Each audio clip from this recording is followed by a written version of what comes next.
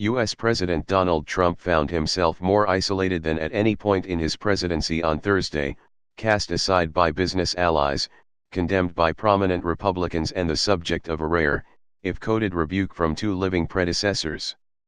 The backlash over his failure unequivocally to condemn racism and white supremacy, in the aftermath of violent far-right protests in Charlottesville at the weekend, culminated in the rancorous dissolution of two business advisory panels and an avalanche of condemnation from across the political spectrum. But members of Trump's administration, some of whom privately expressed exasperation over his self-inflicted crisis, remained loyal in public. Vice President Mike Pence, who unexpectedly cut short a visit to South America to return for meetings at the Camp David presidential retreat, said he stood by Trump and his comments. Republicans were divided in their response. Some condemned Trump by name, but others confined themselves to more general disavowals of racism and white supremacy. Trump remained defiant on Thursday, castigating his critics in early morning tweets, claiming he was misrepresented by the media. The crisis was ignited by Trump's equivocal response to the violence at a Unite the Right gathering in Charlottesville on Saturday.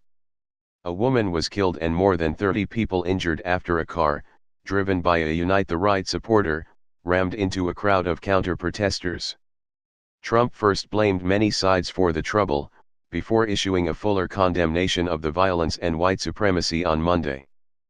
But on Tuesday, at an impromptu Q&A at Trump Tower in New York, reverted to his initial equivocation, saying there was blame on both sides. His response has been widely condemned by political leaders across the country as well as internationally. Key developments: Trump disbanded two business advisory councils after 8 CEOs resigned in 3 days following the president's Saturday remarks. 5 of the U.S. Joint Chiefs of Staff spoke out against white supremacy, in rare public statements on national politics.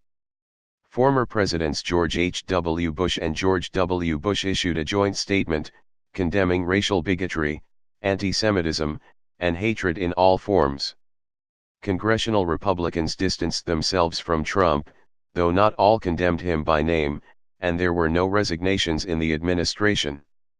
Ivanka Trump, the president's high-profile daughter, remained silent despite the widespread outrage.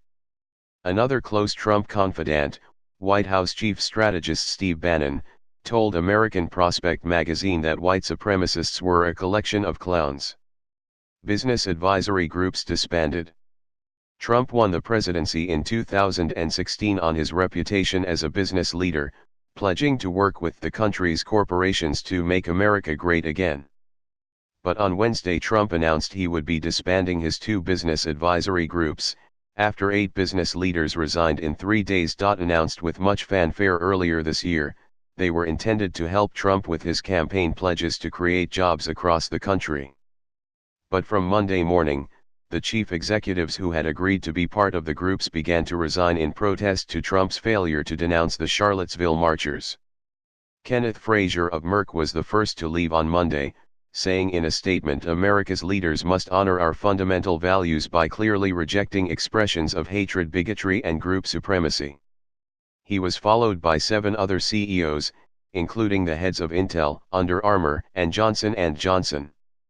Trump announced he was disbanding both councils unexpectedly on Wednesday.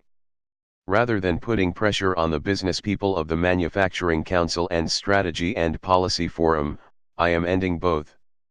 Thank you all," he tweeted. Military leaders, no place for hatred. Usually the United States' top military personnel stay out of domestic politics. But in the past few days, 5 of the U.S. Joint Chiefs have come out in condemnation of the white supremacist attacks in Virginia. No place for racial hatred or extremism at USMC. Our core values of honor, courage, and commitment frame the way Marines live and act, Commandant of the U.S. Marine Corps General Robert B. Neller said early on Wednesday. None of the statements directly mentioned the U.S. President or his statements on the neo-Nazi marches over the weekend. Chief of Naval Operations Admiral John Richardson was the first to issue a tweet on the subject on Saturday, as the protests were ongoing in Charlottesville. "Events in Charlottesville unacceptable and mustn't be tolerated at U.S. Navy forever stands against intolerance and hatred," he said. He was joined on Wednesday by Chief of Staff of the Army, General Mark A. Milley, Air Force General Dave Goldfein and Chief of the National Guard Bureau Joseph Lengyel.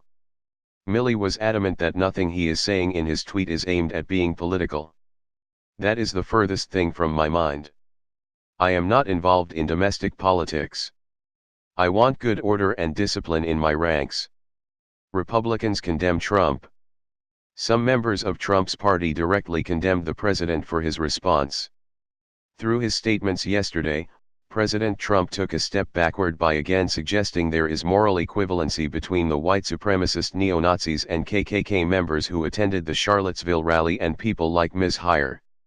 I, along with many others, do not endorse this moral equivalency, regular Trump critic Senator Lindsey Graham said in a statement. Former Republican presidential candidate John McCain joined Graham, tweeting Wednesday, "There's no moral equivalency between racists and Americans standing up to defy hate and bigotry. The President of the United States should say so," he continued. Former U.S. Presidents George H.W. Bush and George W. Bush joined in condemning the racist violence in Virginia. America must always reject racial bigotry, anti-Semitism, and hatred in all forms, they said in a rare joint statement. While they did not mention Trump by name, it was a startling intervention from two former presidents. The Republican leaders in the U.S. Congress and Senate, Paul Ryan and Mitch McConnell, stopped short of denouncing Trump, but condemned racism and white supremacy in strong terms. Pence continued to support for the president. "The president has been clear on this tragedy and so have I," Pence said during an appearance alongside Chile's president. "I spoke at length about this heartbreaking situation on Sunday night in Colombia and I stand with the president and I stand by those words." Trump's close aides divided. Trump's daughter Ivanka, who is Jewish, has yet to comment on her father's controversial press conference. Requests by CNN for comment from Ivanka Trump and husband Kushner were declined. Other Jewish members of the cabinet have remained silent. Treasury Secretary Steve Mnuchin and top economic advisor Gary Cohn, who are both Jewish, stood near Trump as he made his controversial remarks, but have said nothing in public since. Meanwhile, top White House aide, Chief Strategist Steve Bannon, said in an interview published in progressive magazine American Prospect that white supremacists were a collection of clowns. "It's a fringe element," Bannon told the magazine's co-founder Robert Kuttner. "I think the media plays it up too much, and we gotta help crush it, help crush it more." A source close to Bannon told CNN the White House staffer had believed the conversation was off the record, rather than a formal interview. CNN's Kevin Liptak, Jeff Zeleny, Daniela Diaz, Zachary Cohen, and Barbara Starr contributed to this report.